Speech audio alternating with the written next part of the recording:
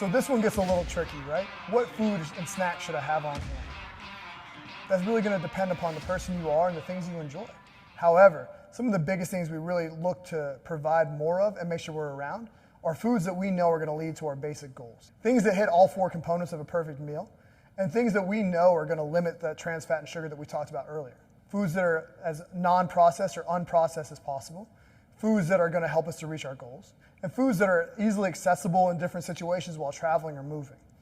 Having a lot of food that has to take time to cook and prepare is awesome, and something you should absolutely work towards doing more of. However, having those quick and easy snacks that we recommend for when you're on the go or a snack is necessary, just due to the way the day turned out, is something that we really want to work towards having the best options available.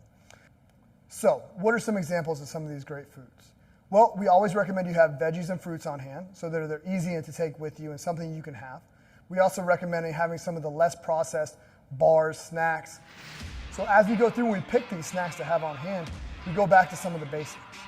We just want to make sure we make the best decision possible for you and your family.